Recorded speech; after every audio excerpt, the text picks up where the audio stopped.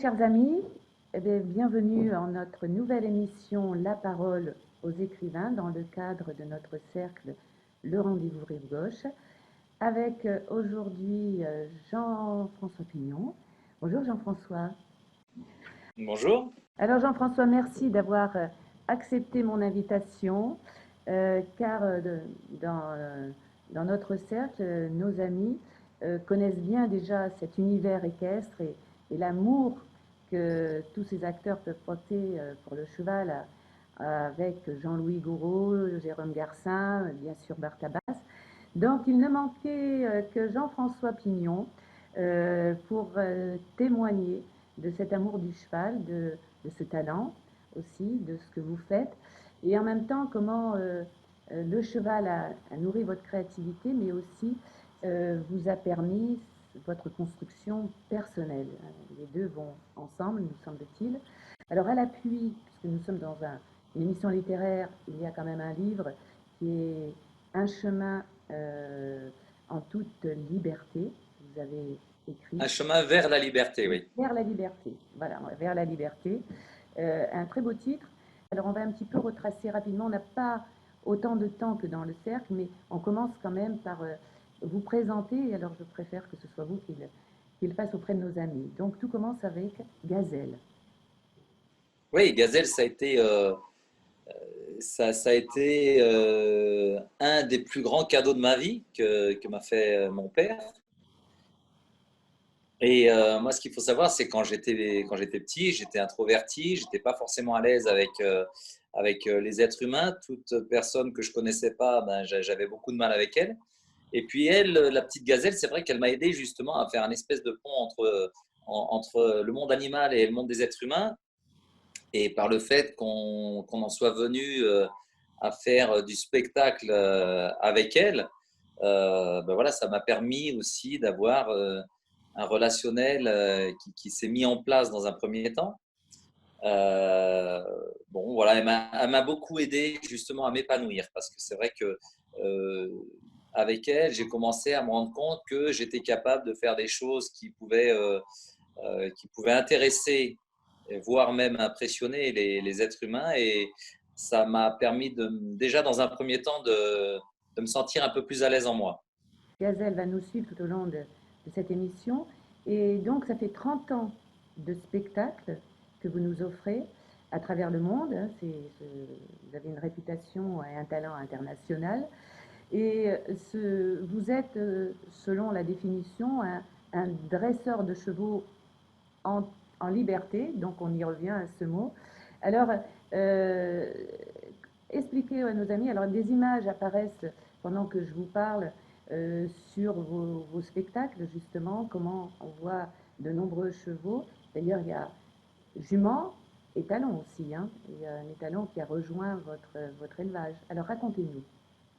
Alors oui, il y a eu tout un parcours justement depuis cette petite gazelle. Il y a eu dans dans un deuxième temps sa fille qui l'a rejoint et j'ai commencé à faire un duo, puis un trio, puis de fil en aiguille. Aujourd'hui, on est à 14 chevaux en piste en ce moment.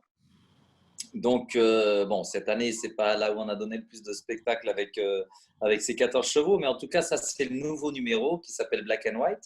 Euh, et entre ce nouveau numéro et les débuts, en effet, j'ai eu l'occasion de travailler avec un étalon au milieu des juments. Alors ça a été ouais, une belle expérience parce que, bon, aujourd'hui, maintenant, c'est ma fille qui se sert de cet étalon et il a vraiment compris, alors que c'est un étalon très chaud, et il a vraiment compris que quand il était au travail, ben, qu'il regardait même plus les autres chevaux. Et ça, c'est vrai que ça a mis du temps, mais encore une fois, quand on confond pas la fermeté disons que ouais, la fermeté et la brutalité. Et la phrase que je sors, c'est toujours la fermeté sans amour devient tout de suite brutalité. Et c'est vraiment là-dessus que je me base, et encore plus depuis mon aventure patagonienne, hein, parce qu'on a eu l'occasion de faire ça, je pense qu'on en parlera Oui, tout à on va l'heure. en parler tout à l'heure. Voilà. Mais c'est vrai que depuis que je me suis converti à Dieu, j'ai vraiment en tête de ne pas quitter cette base qui est l'amour. Et je m'en rappelle la première fois où j'ai lu dans la Bible Seul l'amour construit. Je me suis dit que si moi je voulais construire une relation avec mes chevaux, eh ben, qu'il fallait que je m'appuie là-dessus. Alors, c'est sûr que, alors comme vous introduisez tout de suite votre rapport à Dieu, je voulais faire une parenthèse. Quand j'ai préparé l'émission, le mot gazelle, quand on nomme, puisque vous parlez de la Bible, nommer, c'est très important. Donner un nom, il y a une énergie particulière. Et gazelle fait référence à la beauté, à la grâce, à la source d'inspiration des poètes en Orient. Et dans le Cantique des Cantiques, pour revenir à votre foi, et on avait présenté le Cantique des oiseaux avec Lily Anvar, il y a un cantique qui dit Mon bien-aimé est semblable à la gazelle, pour montrer le lien qui existe entre Dieu et l'humanité. Donc, vous voyez, il y avait une prédisposition où c'était déjà écrit que cette gazelle, cette jument, allait vous mettre sur ce chemin de la foi. Alors, nous reviendrons sur votre expérience qui vous a révélé croyant, on va voir comment. Mais déjà, d'abord, en restant sur votre art, car j'ai beaucoup d'admiration pour ce que vous faites et nos amis aussi. Euh, C'est gentil. ah oui, bien sûr, c'est tellement important et aujourd'hui, encore plus que jamais, pour nous donner le goût de la vie. Quel est votre rapport avec le cheval? Parce que j'ai été interpellée, vous venez de parler d'amour, j'ai lu un article où vous parliez de dominant, dominé, dominé. Bon, alors c'est vrai, hein, surtout si on a un étalon, bon, mais même une jument, c'est toujours, il y a ce côté de dresser, donc il faut bien leur. Mais me semble-t-il, avec votre sensibilité, votre expérience aussi, n'est-ce pas une communion quand même que vous arrivez à un moment donné? Est-ce qu'il n'y a pas un effacement de l'homme face à l'animal? Comment est votre rapport quand vous travaillez avec le cheval pour justement euh, communiquer avec lui? Est-ce que c'est par le corps? Est-ce que c'est par le silence? Euh, plus le regard? Comment vous y prenez-vous? Mais en fait, je suis parti sur une logique implacable quelque part. C'est que si je dois aller en Angleterre, ouais, je sors complètement du contexte pour l'instant, mais on va y revenir. Oui, Donc, oui, si je vais en Angleterre et que je veux me faire comprendre par ce peuple anglais, il va falloir que je parle anglais. Ça, on est d'accord. oui.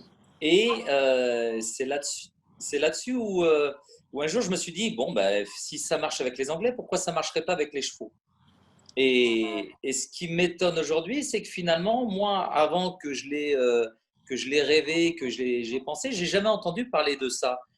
Et en même temps, c'est vrai qu'il y a une espèce de logique là-dedans, c'est que si je parle cheval à un cheval, bah, normalement, il va me comprendre. Donc, j'ai, par l'observation, essayé de comprendre quelle était leur forme de langage. Et en effet, il y a plein de choses. Il y a le regard, il y a, il y a beaucoup plus de langage corporel que vocal. Oui. Et d'ailleurs, c'est marrant parce que le langage du cheval, il est pas aussi complexe que le langage de l'être humain.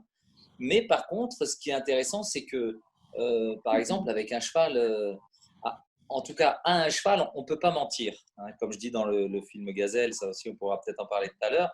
Oui. C'est que face à un cheval, on est comme un livre ouvert.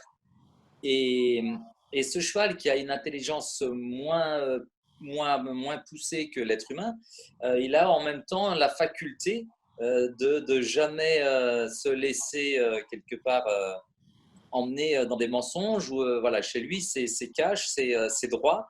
Mais par contre, c'est très différent de notre langage. Nous, par exemple, quand on se parle, on se regarde. Et de parler à un cheval, déjà, vocalement parlant, c'est pas une bonne idée. Donc, on va lui parler plus avec le langage corporel. Mais ce que j'utilise aussi de plus en plus, c'est cette subtilité qui lui permet de le faire, c'est de lire mes intentions. Et quand dans ma tête, je m'imagine un exercice à faire faire au cheval, ça l'aide déjà. Et même des fois, ça suffit. Donc, voilà, c'est essayer d'utiliser un langage différent et plus subtil que le nôtre qui est délicat pour se faire comprendre. Oui, Mais en même temps, ça fait des millénaires que l'être humain utilise les chevaux et d'instaurer un langage, ça marche aussi. Et d'imposer quelque part des codes, ça marche, il n'y a pas de souci. Le cheval peut apprendre à droite, à gauche, tout ça, il a des oreilles, il entend très bien, il a un cerveau quand même et il peut très bien voilà, comprendre tout ça.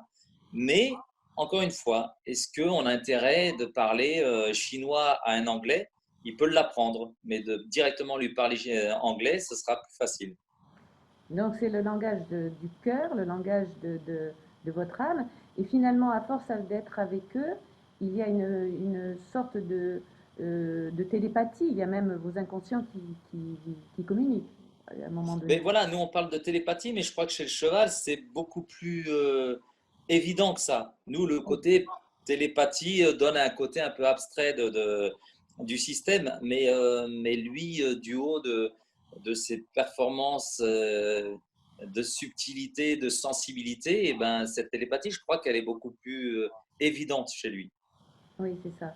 Et donc, euh, on peut y rajouter aussi l'écoute.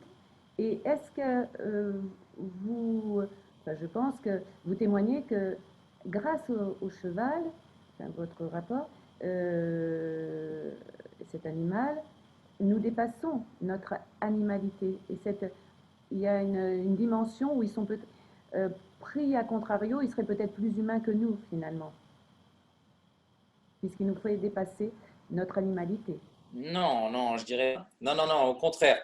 Au Allez, contraire, pour moi, c'est bien de laisser les choses telles qu'elles ont été créées, de bien respecter toutes ces choses en place. Et en aucun cas, je pense qu'un cheval va devenir plus humain qu'un humain. Mais justement, est-ce que dans ce monde, on ne doit pas, nous, être à prendre du recul sur tout ce qui nous entoure, oui, être peut-être plus à l'écoute de la nature, là, quand on voit toutes ces histoires qui nous arrivent actuellement, combien finalement le confinement a fait beaucoup de bien à la nature et, et à la limite, c'est assez rassurant de voir combien la nature reprend vite ses droits aussi. Donc, non, on va laisser bien les choses à leur place, telles qu'elles ont été créées. Et justement, se dire que ben, je vais aller dans leur monde et je vais essayer de m'adapter à eux et non pas, voilà. moi, d'imposer mon code. Et peut-être que finalement, avec la recherche de compréhension et de respect du monde qui ne nous appartient pas, peut-être qu'on ira plus loin. Oui, je le pense également. Et donc, dans vos spectacles, euh, est-ce pour vous ces spectacles sont éphémère ou pas? Je pense à ce. Est-ce qu'il en restera quelque chose pour vous? Il y a un message, une transmission par rapport à votre art, hein. Après, ce que vous pouvez transmettre. Est-ce qu'il restera des traces de ça? J'en sais rien, je l'espère. Enfin, même si de toute façon le côté est éphémère, pourquoi pas? Moi, je prends les choses comme elles viennent aujourd'hui et j'aime essayer, parce que c'est pas toujours évident, mais d'avoir une espèce de lâcher prise dans ma vie où finalement ce qui se passe là, c'est comme j'ai beaucoup de copains qui se font presque du souci pour moi parce que cette année, on s'est retrouvé à faire seulement 3 événements alors que d'une année normale, on est entre 15 et 20. Donc, on pourrait voir un côté un peu catastrophique. Moi, je le prends comme une année sabbatique où j'en profite pour justement monter ce documentaire de Patagonie, faire des choses.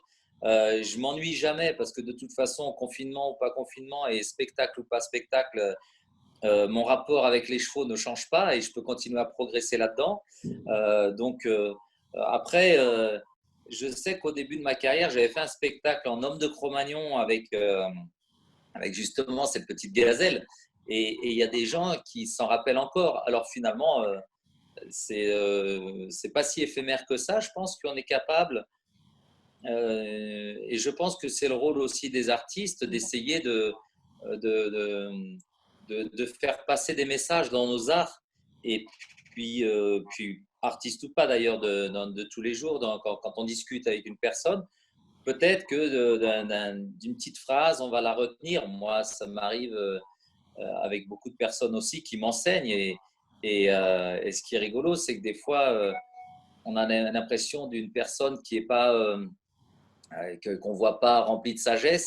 Et puis un jour, qui va nous surprendre par une phrase et qui va nous rester gravée en mémoire. Et on va peut-être s'appuyer là-dessus. Alors, je pense qu'il est là l'intérêt et d'avoir tous ces échanges. Moi, je trouve que j'ai beaucoup de chance, justement, dû par mon métier, de rencontrer pas mal de personnes. Et des fois, les personnes me donnent des enseignements auxquels je n'avais pas forcément pensé. Et puis, j'espère que moi, je peux faire la même chose aussi. Enfin, Tout le tout monde. est, euh, tout est un intérêt d'échange, en tout cas. Et puis de recherche aussi à vouloir avancer. Alors, vous avez parlé de lâcher prise. Ce lâcher prise vient de la confiance parce que vous êtes croyant. Racontez-nous cette expérience justement de votre rencontre avec Dieu. C'est une autre partie que je voulais aborder avec vous.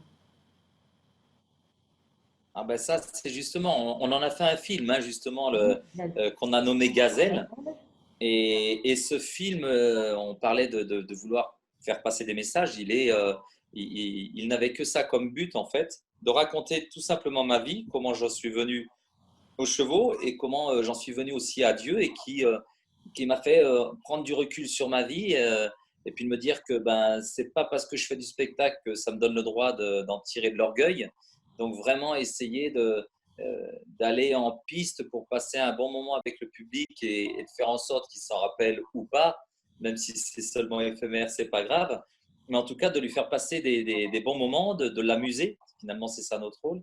Et puis, euh, et puis après, c'est vrai que cette croyance en Dieu m'a amené l'envie aussi de mieux comprendre peut-être les choses et puis de me dire que finalement, il n'y avait pas vraiment de hasard et que quand il nous arrive des choses, ben, faut pas mal le prendre, il faut juste essayer de comprendre.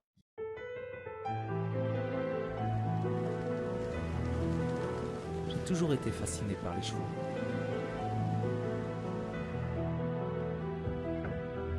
Ouais. Elle est à toi.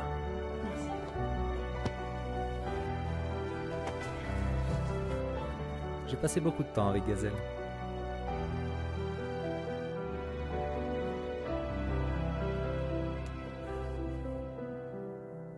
Un cheval, c'est facile à aimer. Et puis ça ne trahit pas. Tu me piques mon contrat. Tu me piques mon numéro. Arrête. J'ai pas besoin que tu me racontes l'histoire là. C'est dans ton intérêt. Mon intérêt, c'est que tu arrêtes avec tout ça. Ça m'a fait du bien de venir ici. Souvent déçu par les êtres humains, je me réfugie auprès des chevaux.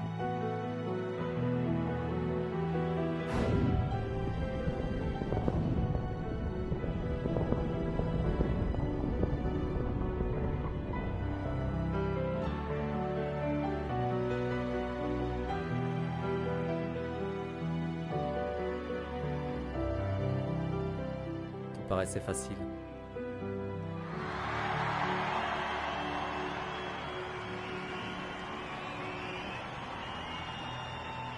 Mais ça n'a pas duré.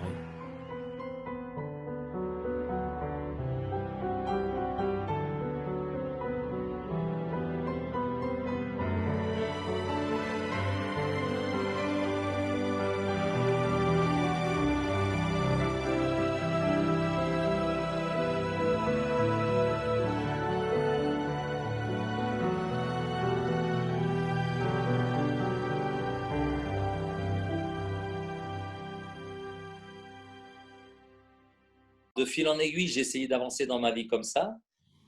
Donc c'est vraiment dans la foi que j'ai fait le film Gazelle. C'est aussi dans la foi que j'ai été faire le documentaire dernièrement là en Patagonie.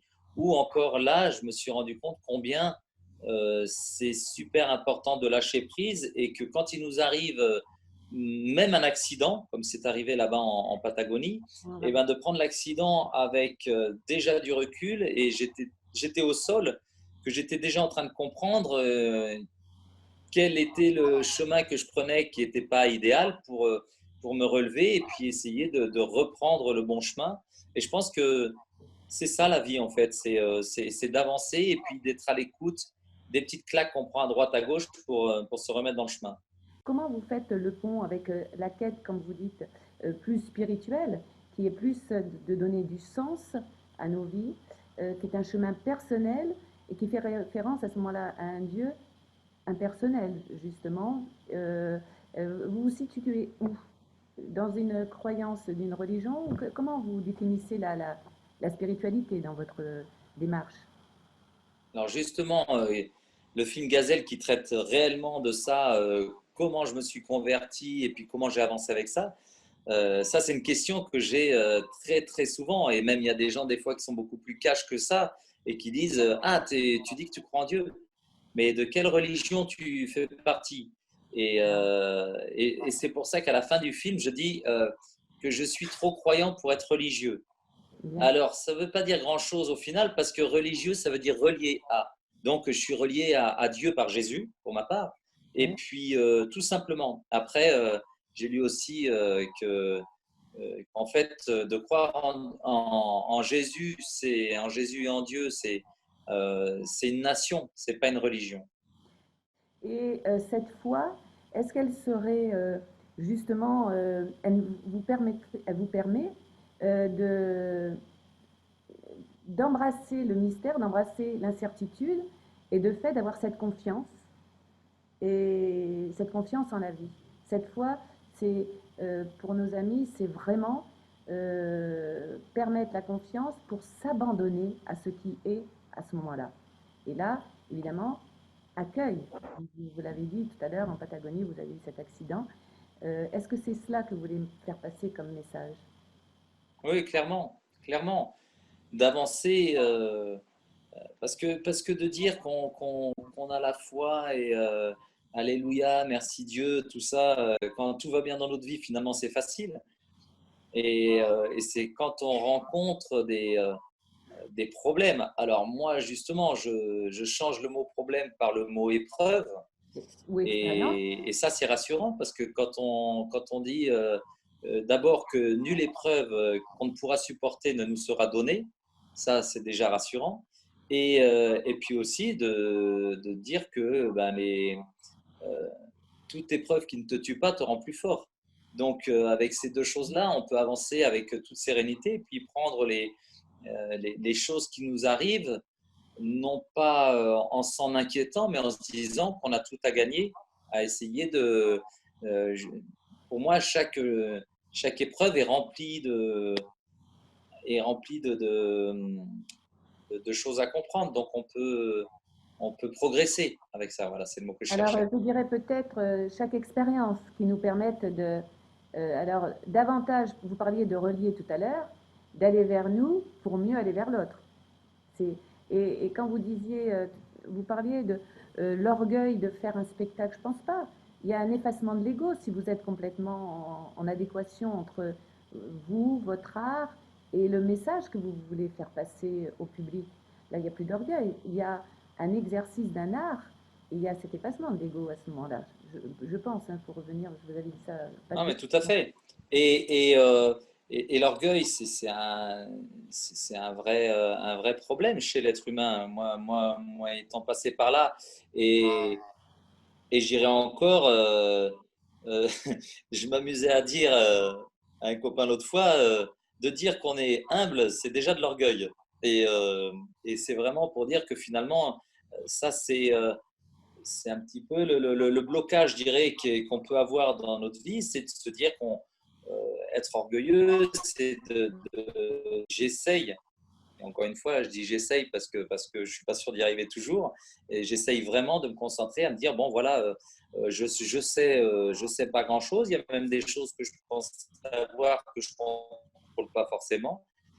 Et c'était aussi enfin, c'était surtout même ce qui m'a motivé, ce qui m'a décidé d'aller faire cette aventure en Patagonie. Parlez-nous justement de cette rencontre avec votre ami là-bas, Florent Pagny, en Patagonie, ce que vous avez filmé. Moi, ça fait des années là après qu'on ait tourné Danse avec lui. Pourquoi voulez-vous monter à cheval? Mais je veux pas. Alors qu'est-ce que vous faites là? Rien. J'étais en panne. Tous ceux qui arrivent ici sont en panne, d'une façon ou d'une autre. Vous boitez? J'espérais que ça se voyait plus. On n'en renonce jamais aux chevaux, vous savez.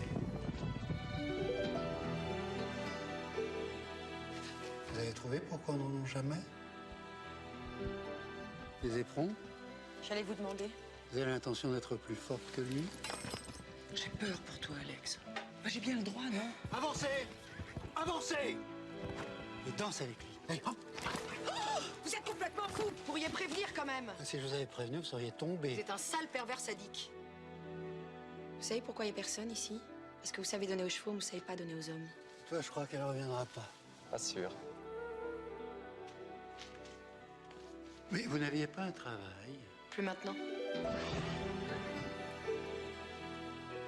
Ça fait 10 000 ans que les humains tentent de dresser les chevaux. 10 000 ans qu'on tombe, 10 000 ans qu'on se relève, qu'on invente les voitures, qu'on invente les avions, et que pourtant on continue de monter à cheval. Vous savez pourquoi?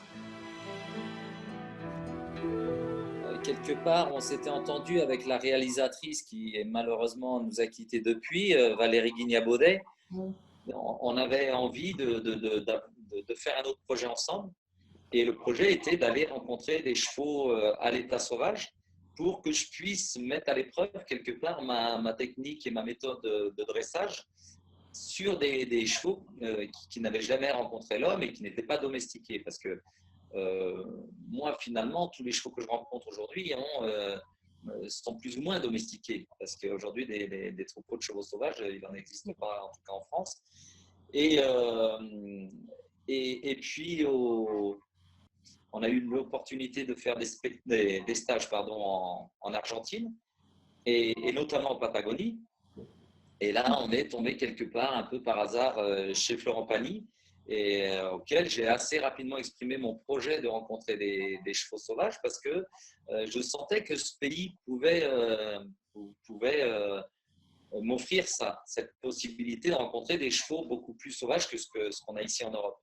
Et alors, on n'a pas réussi vraiment à trouver des chevaux complètement sauvages, mais lui avait 4 chevaux qui étaient dans 50 hectares et qui m'a dit, alors lui, sa propriété fait 25 000 hectares là-bas, Voilà. mais il m'a dit, ben voilà, là, pour le coup, on a peut-être des chevaux qui pourraient te permettre justement de filmer ton documentaire, parce que nous, on voulait ramener des images de cette expérience aussi.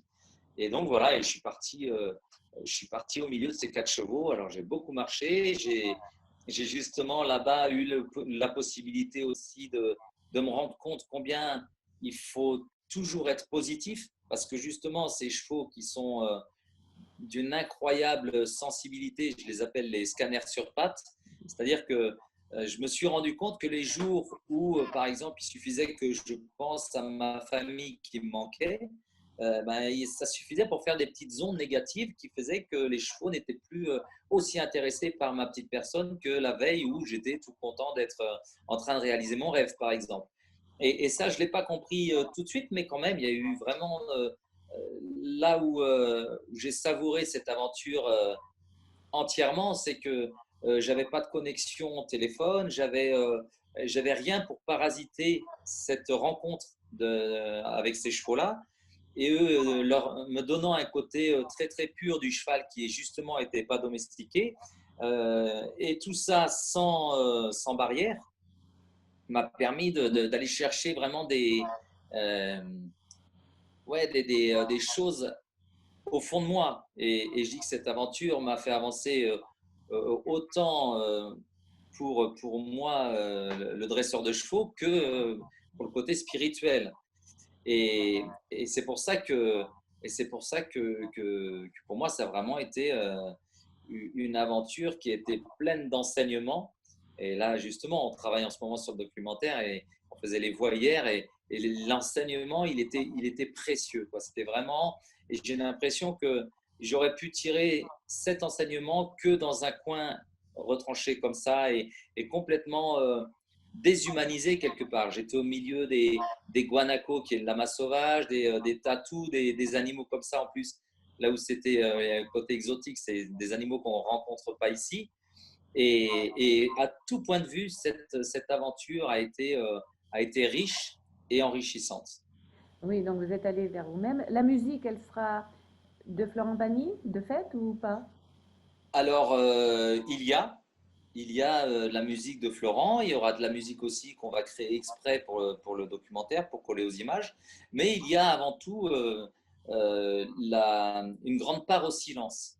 Ah ouais, Parce que, voilà. parce que justement, le titre, c'est 40 jours, 4 criolos et du silence. Parce que ce qu'on ne se rend pas compte, c'est que l'être humain qui a toujours eu l'habitude de s'exprimer en parlant, ce qui est notre code, hein, c'est normal et c'est important, eh ben, il pense que en fait, on fait rapidement de l'anthropomorphisme. Hein. On s'imagine que finalement les animaux ont ça aussi, et c'est pas vrai du tout, en tout cas pas pour le cheval, où on se retrouve dans un monde très très silencieux, où quand il n'y a pas de problème, il n'y a pas de bruit, et j'ai pas entendu mes chevaux hennir euh, voilà, de 40 jours, je les ai pas vraiment entendus hennir, peut-être une fois pour appeler un autre qui était en bas du campo, mais c'était vraiment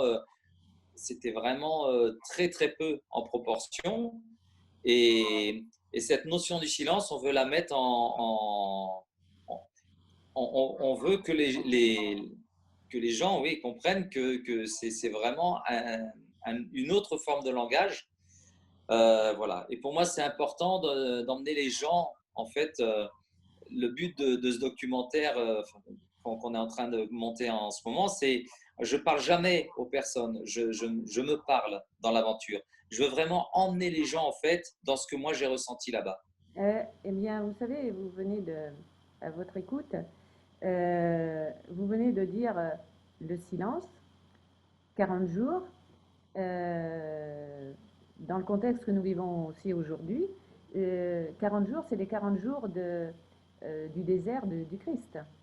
Il n'y a pas de hasard que vous ayez choisi le chiffre 4 et surtout les 40 jours et le silence. Vous voyez, vous avez fait une retraite comme il est écrit dans la Bible. Voilà.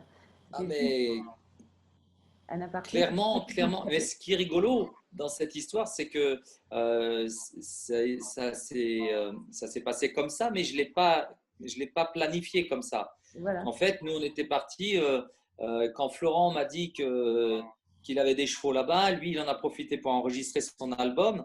Et en fait, c'est par rapport au planning de chacun qu'on a mis ces 2 mois, parce qu'en fait, je suis parti de 2 mois. Mais dans les 2 mois, ma famille m'a rejoint 3 semaines. Et du coup, c'est un petit peu. Enfin, les 40 jours se sont mis en place, mais c'était pas conscient. Et c'est Voilà. juste quand on est revenu. Alors évidemment, moi, l'idée des 40 jours après m'a parlé parce que justement, dans la Bible, on a ça aussi. Mais j'ai trouvé ça rigolo euh, que ça se passe sur 40 jours. Mon ami Jung, dont je parle souvent dans mon cercle, vous dirait c'est une belle synchronicité. Alors, eh bien, nous arrivons à la fin de l'émission, Jean-François, hélas. Alors, je voulais vous lire, quand j'ai travaillé et préparé cette émission, je me suis rappelé d'un texte que Christophe Malavoie, qui est un comédien que peut-être une génération connaît moins, mais nous la connaissons, avait écrit à l'égard d'un sculpteur, un grand sculpteur Francis Guerrier. Et donc, je vous offre son texte, hein, parce que je pense qu'il serait là, c'est ce qu'il dirait. Qu'est-ce que le talent? Sinon d'imposer une vérité hors norme, de travailler à faire surgir sa personnalité, sa poésie, à faire croire que ce qui n'est pas et ce qui est pourtant deviendra, à faire comprendre comme une évidence énigmatique ce qui est incompréhensible, indescriptible, à mettre en lumière l'obscure tentation des êtres à rechercher l'humain quand ils font tout pour le désavouer, à faire vibrer la note métaphysique de notre appartenance au monde, au cosmos même, à nous dégager de cette réalité qui use les âmes. Que demandait un artiste, sinon d'être lui-même et de le conforter dans sa quête du voyage universel, de ne pas lui demander de chercher à plaire, mais de trouver ce qui, en nous, ne demande qu'à vivre, à s'exprimer. Merci Jean-François de nous aider à vivre. À très vite. Merci, au revoir. Au revoir.